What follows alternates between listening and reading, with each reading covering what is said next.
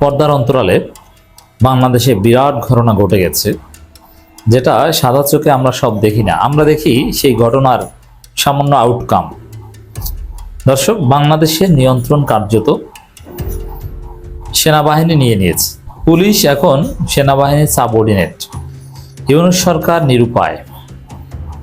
এটা one kind of 111 অথবা দেশ ইজ ক্লোজ টু 111। দর্শক, ভিপি নূরের উপর যে নৃশংস হামলা, এটা বেসিক্যালি সেনাবাহিনীর নেতৃত্বে। আমি পুলিশকে তেমন দায় দিব না। পুলিশ এখানে মারমুখী কিংবা আগ্রাসী ছিল না। এই হামলা কারা করেছে, সেনাবাহিনীর কোন কোন অফিসার ছিল, জেলে আছে কোন পালাতক অফিসারের ব্যক্তিগত স্টাফ, কে হামলা করেছে, এগুলো সব তথ্য আমাদের কাছে এসেছে। এগুলো সময় মতো আপনারা সব দেখতে পাবেন। সেই সেনাবাহিনী এটা নিয়ে বিবৃতি দিয়েছে, মানে আইএসপিআর, ইন্টার সার্ভিস ইন্টেলিজেন্স, তারা বিবৃতি দিয়েছে বিভিন্নের উপর হামলার ঘটনা নিয়ে। তাদের যে বিবৃতি, এটা বাংলাদেশের রাজনীতিতে মহা সংকটের আলামত স্পষ্ট করে। তাদের বিবৃতির ভাষা বেপরোয়া। তাদের বিবৃতির ভাষার মধ্যে সরকারের প্রতি কোনো আনুগত্য নেই। তাদের বিবৃতিতে ভিপি নূরের মতো একজন সিনিয়র নেতা এবং বাংলাদেশের আলোচিত জুলাই বিপ্লবী, জুলাই যোদ্ধা, জুলাই আন্দোলনের সামনের সারির নেতা, বাংলাদেশের একজন প্রথম সারির সেলিব্রিটি, তার উপর নৃশংস হামলা করা হয়েছে। তাকে মৃত্যুর মুখে ঠেলে দেওয়া হয়েছে। তিনি মারাও যেতে পারেন, কারণ মস্তিষ্কে বা অভ্যন্তরীণ রক্তক্ষরণে মানুষ সহজে মারা যায়। আপনারা জানেন, যাদের মেডিকেল সায়েন্সের এলিমেন্টারি নলেজ আছে তারাই জানেন। তো অভ্যন্তরীণ রক্তক্ষরণ হয়েছে ভিপি নূরের প্রচুর, মানে যে কোনো সময় তিনি মারা যেতে পারেন, বলা যায় না। আল্লাহ সুস্থ করুক। তো এই এত বড় ঘটনা, অথচ ভিপি নূরের নাম একবার বলে না। এ বিষয়ে সমবেদনা, সান্ত্বনা, অথবা দেখেন এর আগে সেনাবাহিনীর পক্ষ থেকে দেখতে আসা, জটিল ভাবে কেউ আক্রান্ত হলে তাকে সিএমএইচে নিয়ে যাওয়া। কারণ বাংলাদেশে এখন পর্যন্ত সিএমএইচ এর চাইতে ভালো চিকিৎসা কোথাও নেই, স্কোয়ারেও নেই, কিংবা এভার কেয়ার ল্যাবিট কোথাও নেই। ঢাকা মেডিকেল কিংবা যে বিশ্ববিদ্যালয়টা রয়েছে পিজি, ওখানেও না। সবচাইতে ভালো চিকিৎসা কার্যত সিএমএইচ, এটা আমরা জানি। টোটাল এশিয়ার মধ্যে অন্যতম সেরা ডায়াগনস্টিক সেন্টার আছে সিএমএইচ, আমি দেখেছি। তো এখানে এই ধরনের ক্রিটিক্যাল রোগীদের ক্ষেত্রে আমরা দেখেছি কয়েক মাস আগেও বা জুলাই বিপ্লবের পর প্রথম সেনাবাহিনী যখন জনগণের পক্ষে একটু রোল প্লে করার চেষ্টা করেছে, তারা জরুরি ভিত্তিতে বা হেলিকপ্টারে করে সিএমএইচে নিয়ে যেত না। ভিপি নূরকে তারা চেনেই না। এবং এটাকে তারা কিভাবে দেখেছে, দুইটা রাজনৈতিক দল, মানে জাতীয় পার্টিও যা, গণ অধিকার পরিষদও তা, সমান সমান আচরণ। তো এই যে বেপরোয়া বিবৃতি, এটা প্রমাণ করে আসলে বাংলাদেশ এখন আর ইউনূসের নিয়ন্ত্রণে নেই। এবং তারা সেই ভারত এবং আওয়ামী লীগের আবিষ্কৃত মব ভায়োলেন্স শব্দটা যে কতবার ব্যবহার করেছে বিবৃতিতে, এটা থেকে প্রমাণ হয় যে আসলে জাতীয় সেনাবাহিনী ক্ষমতা নিয়ে নিচ্ছে।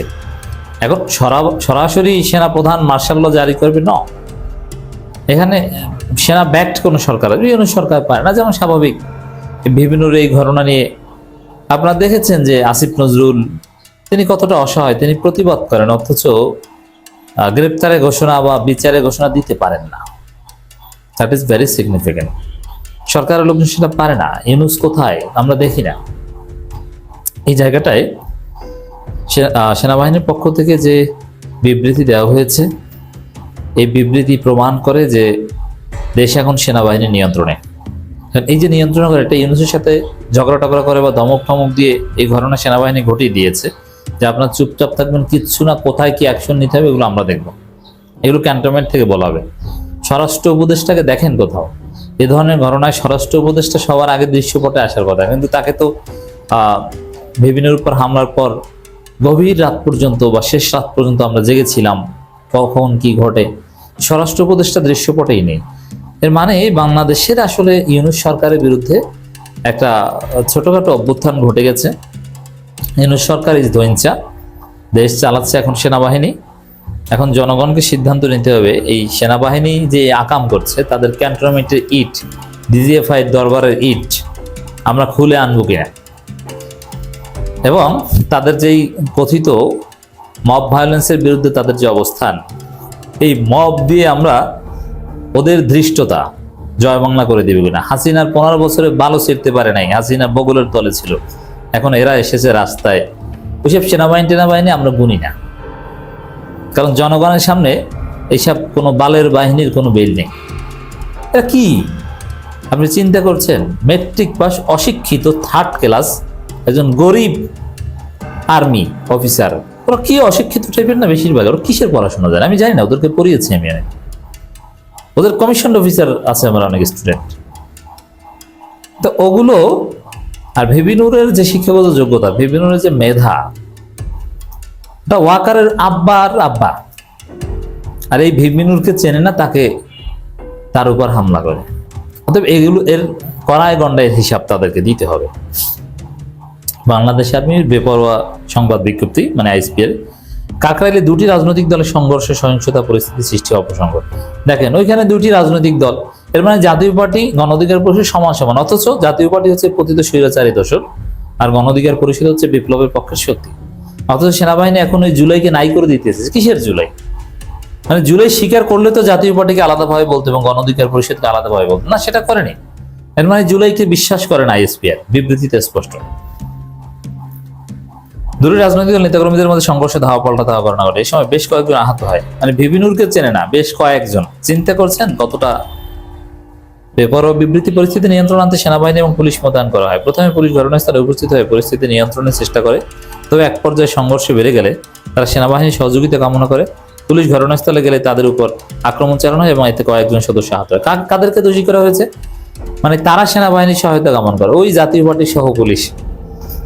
এরপরে তাদের উপর আক্রমণ করে কারা? এখানে পুরোপুরি গণ অধিকার পরিষদকে দায়ী করা হয়েছে। এর ফলেই তো গণ অধিকার পরিষদের অফিসের ভিতর ঢুকে হামলা করা হয়েছে এবং বাথরুম ভেঙে গণ অধিকার পরিষদের ছেলেদের বের করে আনা হয়েছে। চিন্তা করেন, এটা হাসিনার চাইতেও জঘন্য কোন অফিসার সামনে এসেছে। অফিসারদের নাম এসেছে সব, যারা জেলে আছে সেনাবাহিনী অফিসার ধরা পড়েছে অলরেডি। এরকম কারো ইন্ধনে এরকম পিনাকি ভট্টাচার্য ডিটেলস প্রকাশ করেছে, এরকম কোন অফিসারের ব্যক্তিগত সহকারী ছিল, মানে এই টাইপের অনেকে, যারা সব আওয়ামী লীগ, এরাই হামলা করেছে। অতএব আওয়ামী সেনা অফিসার তোমাদের সেনাবাহিনীর রাইফেল পিছন থেকে জনগণ ঢুকিয়ে দিবে, তুমি বুঝবা না। বাংলাদেশের বিপ্লবী জনতা এসব আওয়ামী অফিসারদের দুচে না। ঘটনার শুরুতে আইন শৃঙ্খলা রক্ষাকারী বাহিনীর সদস্যরা উভয় পক্ষকে শান্ত থাকতে এবং শান্তিপূর্ণভাবে স্থান ত্যাগ করার জন্য দেশের বিদ্যমান আইনের প্রতি শ্রদ্ধাশীল থেকে শান্তিপূর্ণ, দেশের আইন বালের আইন, দেশে কিসের আইন চলছে? দেশে কোনো এখন আইন আছে? নতুন বাংলাদেশ হবে। নিজেদের মধ্যে মতপার্থক্য দূর করার অনুরোধ। ওরে বাবা, মানে জাতীয় পার্টির সাথে ইখতিলাফ দূর করতে হবে, পিসফুল কোএক্সিস্টেন্স, তাদের সাথে নিয়ে রাজনীতি করো, এই হচ্ছে বিবৃতি। তা উপেক্ষা করে মব ভায়োলেন্সের মাধ্যমে পরিস্থিতি অশান্ত সৃষ্টি করার চেষ্টা করে। তারা সংগঠিতভাবে আইন শৃঙ্খলা বাহিনীর উপর আক্রমণ চালায় এবং আনুমানিক 9টার দিকে মশাল মিছিলের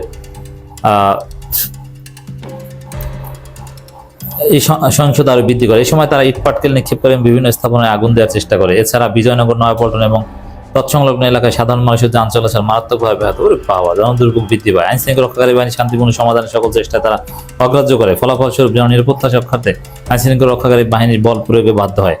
উল্লেখ্য আছে, উদ্ভুত কারণে সেনাবাহিনীর 5 জন সদস্য আহত হয়।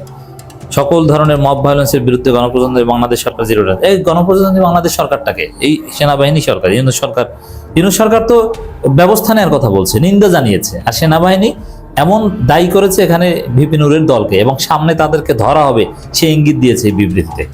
কোনো ছাড় নেই, কোনো ছাড় দেওয়া হবে না, সর্বদা বদ্ধপরিকর সেনাবাহিনী, এই ঘোষণা দিয়েছে। অথচ ইউনূস সরকার তারা ভিপি নূরের প্রতি সহমর্মিতা জানাচ্ছে এবং এর বিচারের কথা বলছে, আশ্বাস দিচ্ছে। তো বোঝা গেছে যে আসলে বাংলাদেশে এখন ছোটখাটো একটা অভ্যুত্থান ঘটে গেছে।